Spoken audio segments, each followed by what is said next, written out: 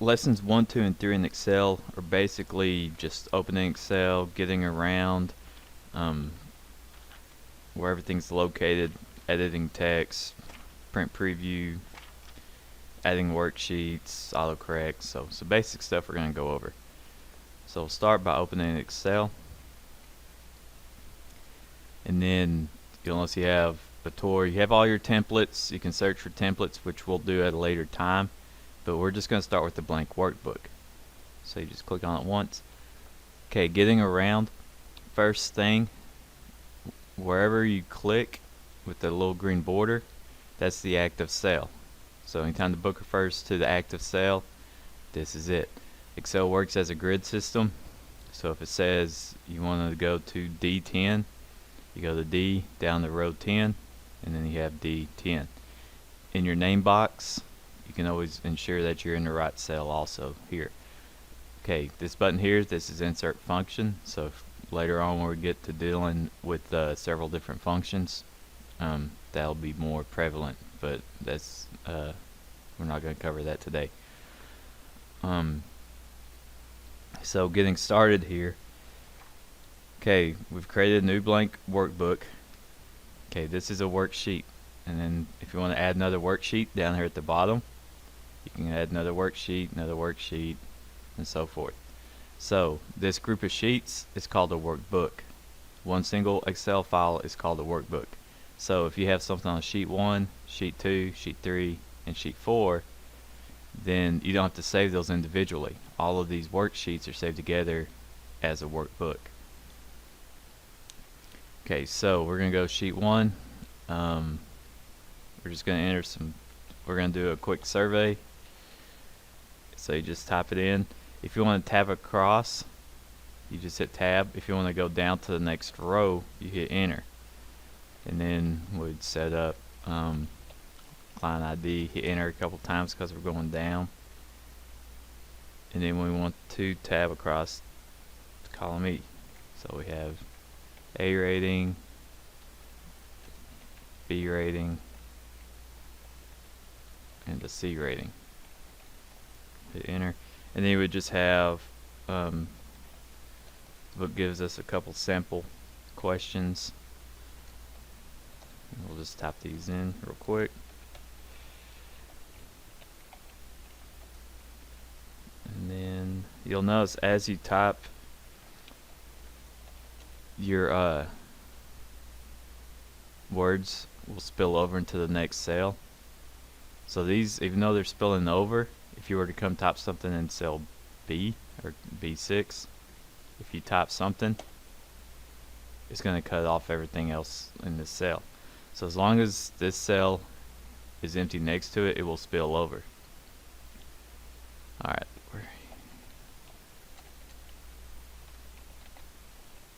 Okay, so just a couple sample questions there. Alright. So from here, editing text. Okay, a couple different ways to edit text. If you come and click here, you have to double click in the cell to get your cursor active. If you click on it, let's say I misspelled rating and I just need to go back and fix it. If I just click on it and start typing again, it's going to delete everything in the cell. So to get the cursor, if you just wanted to replace one letter, you double click and then you can move the cursor wherever you want. You can backspace. But if you just click on the cell and try to delete something, you're going to delete the whole thing. And remember, Control Z is undo, Control Y is redo, and you have those options up here. Alright, now if you want to delete a whole word, say you want to delete rating, you double click on it, hit delete, and then it would delete the word rating. I'm going to undo that. Okay, clearing cell contents.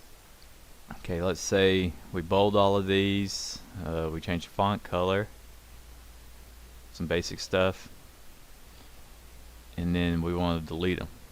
So we delete them, and then we come back and we end up typing something else in this cell. We still have the bold and the red in all of these cells. So to clear the cells and the formatting, over here on the right side you have clear, and you just want to clear all. You can clear formats if you just wanted to go back to your regular letters, but if you have formatting and everything involved and you want to delete it, hit clear all. That way if you come back later, type something in it, it won't have the previous format. Okay, next, inserting a header or a footer. You just go to insert. Over on the right side you have header and footer, and this looks a little different than it does in Word, but you have your header. So let's say we'd have our name, we'd have the date, and to do the date, instead of typing it in, you could just put current date. It puts in ampersand date, and then you would put project 15 or whatever, and then just click underneath to get out of the header. You know, Words you have to double click to get into it and out of it. Here you just click one time and it'll get you in and out of it. Alright, now going back up to your header footer, you have different first page, different odd and even pages. If you want to do page numbers, you could do page number here, and then if you want to go to footer, you have all these options here, and then you have all your options here. Alright, now if you want to do a footer, you gotta just come down, scroll down, click to add footer, and if you want to do your page numbers here, you would do page number and pages, click out, and then you have that. So alright, the next thing we're going to go over previewing a worksheet. Just file, print preview, and when you go to print, it's automatically going to bring a preview here, and then you have options to change it to landscape and some other options, but we'll go over all of that later on. Alright, the next thing we're going to go through, we're going to go ahead and do lesson 3 on this right now. So we have a file already set up for this. Alright, so we've opened it just like we opened all our Access files. Okay, you want to save it with the new name, just File, Save As, put it in the current folder, and then we'd save it as, I'll just call it Practice, and then type it in, save, and that's all there is, and you know, have your new name up top. Alright, so first thing we're going to go through, entering and editing numeric labels and values. Okay, so we're going to go down to A12, and we're just going to fill in a couple things here real quick. So we're going to type roll, and you'll notice right here it already shows up because it's already an item in the list. It's not something we had to go in and add like in Excel for it to show up. Since we're working with the same list, it sees that there's another RO, so we just hit tab and then we get that. Alright, and it's going to be spelt. It's a flour quantity is 8, and again we're just tabbing across. Price is 0.35, and it's set up as currency, so it automatically gives us a $sign. Alright, A13, so A13. Okay, we have our mini roll. Let's see, mini roll. So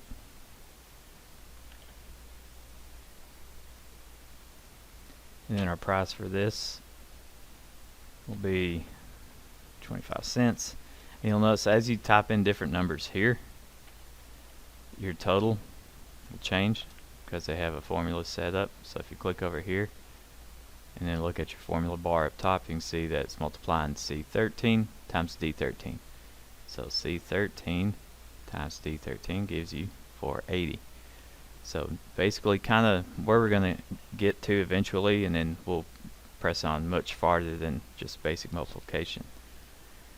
Alright, okay, using autocomplete, that was what we did with the roll over here. So if you typed in croissant, type a C, this is autocomplete. Alright, okay, pick from list. If you come down right here, you can right click go to pick from list. It's going to list everything, even the spelt and oat that we just added. You could pick from the list. That's kind of a waste of time. So if you know, even with white and wheat, it's usually quicker just to type in the first 3 letters. Pick from list. Just takes a while. Alright. Okay, and then the next thing, using autocorrect. You'll notice that when you type stuff, sometimes it automatically corrects for you. We're going to type in, we'll just come over here. We'll type in cafe, and you notice it automatically put the little sign over the E. So my cursor is in the way, so I'll do it again. Cafe, space, and then it gives you the sign. So that's using autocorrect. If you misspell a word, like the, it's going to automatically correct that for you also. So just like in Word, it's automatically going to correct some of the words that you misspell, some of the common words with the common misspellings. Alright, you want to check spelling? You can hit F7 on the top row of the keyboard, and you can also, if you go up to, this is a quick access toolbar, hit the more button right here, customize. You can go to spelling, and it's going to give you a little ABC up top. So you click that right there. It's going to ask you, do you want to change? So hit OK, and that's it for lessons 1, 2, and 3.